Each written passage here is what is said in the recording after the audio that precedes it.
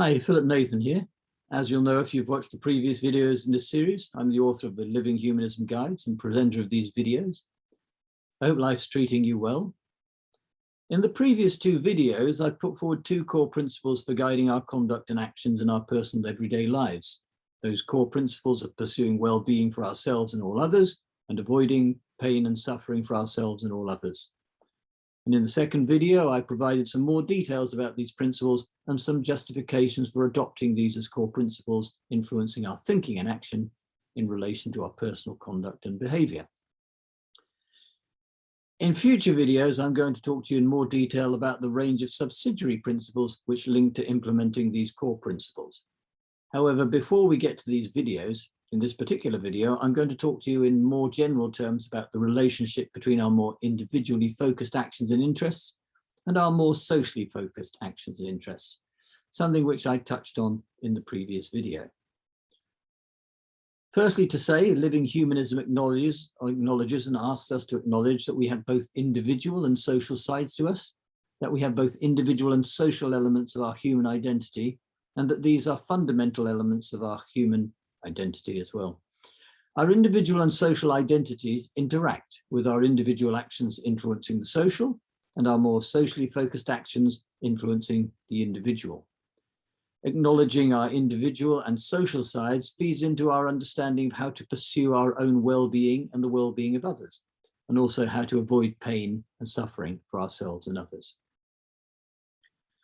Understanding our complex and fundamental individual and social identity leads us to recognize that in order to achieve optimal well-being and happiness, be that as individuals and families, communities and societies, as well as to avoid pain and suffering, we need to fulfill both our more individual and more socially focused identities, and also fulfill both our individually focused and more other person focused needs, recognizing that our individual and social needs do often, if not frequently, interact. More about that in a second, but clearly our more individually focused actions have effect on others in terms of their well-being, and our more other person and social focused actions have effects on our own well-being too. So firstly, within this framework, to put this in clearer terms, I think it's important to say that it is legitimate, right and reasonable that we should pursue our own personal well-being, our needs, wants and desires, those fundamental things that improve our well-being.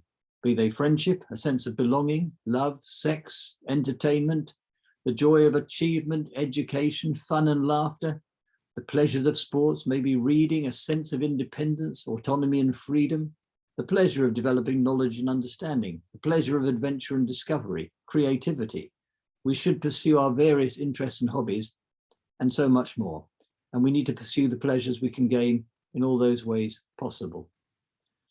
Our well-being may come from our individual pursuit of work gained through salaries, the social nature of work, the intrinsic value of what we do at work, and the knowledge we are contributing to our communities and societies in whatever area of work or profession that might be, from working as a medic or a nurse to being a plumber, bricklayer, electrician, call handler, politician, college or university teacher, manager, taxi driver, factory worker, or whatever, with all of us through these avenues of work, not only benefiting ourselves in those ways mentioned, but also optimally supporting others, our families, communities, and societies as well. In order to live humanism and to live a humanist life of well-being, this involves valuing ourselves and our own well-being, with a full and complete humanist life involving our experiencing of well-being, fulfillment, and all the legitimate pleasures we can, with our pursuing our more individual well-being, fulfillment, pleasures, and needs. And if we don't pursue our individual well-being, then we'll not be enjoying the life of well-being that we should be enjoying. And indeed, we may well experience frustration, pain, and unhappiness, which could, of course, and would, of course, have knock-on negative effects on others. But aside from our more individually focused needs, aims, desires, also benefiting ourselves, we must also engage in pursuing more other person focused goals and actions. Actions which focus on supporting our children, our families, being supportive and giving within our communities, helping neighbours, being involved in and supporting local and broader organisations.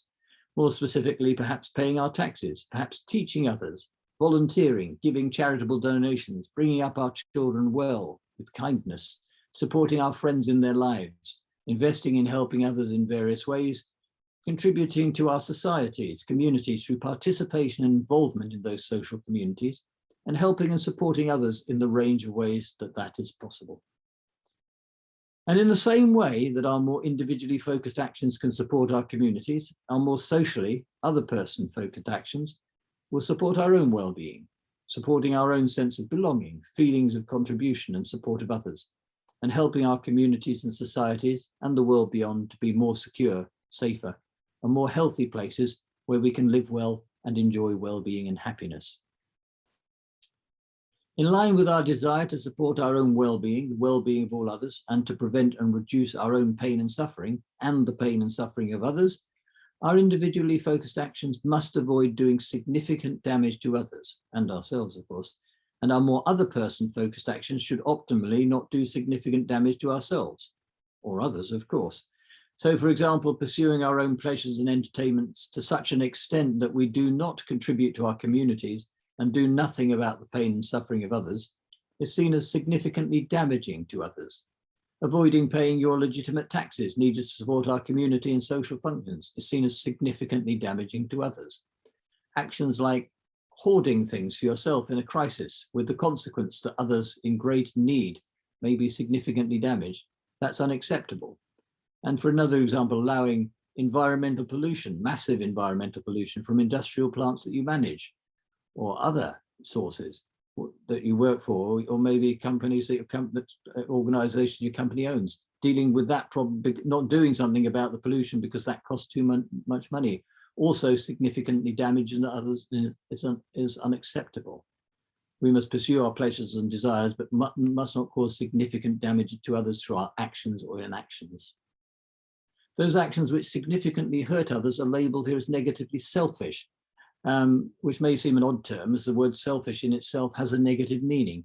But for living humanism, gaining pleasures, being a little selfish, such as selfish, as having something good to eat rather than something dull and bland, spending some time reading a good book, which can be self-focused, these things are seen as desirable, legitimate and reasonable.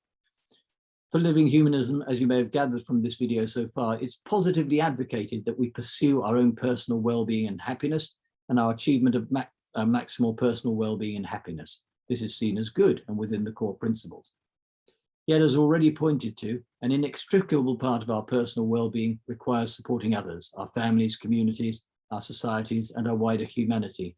This being something which not only helps us feel good and enjoy greater personal well-being, but creates better families, communities, societies, and a better world in which we can live. This, of course, being better for ourselves and supporting of our own individual well-being.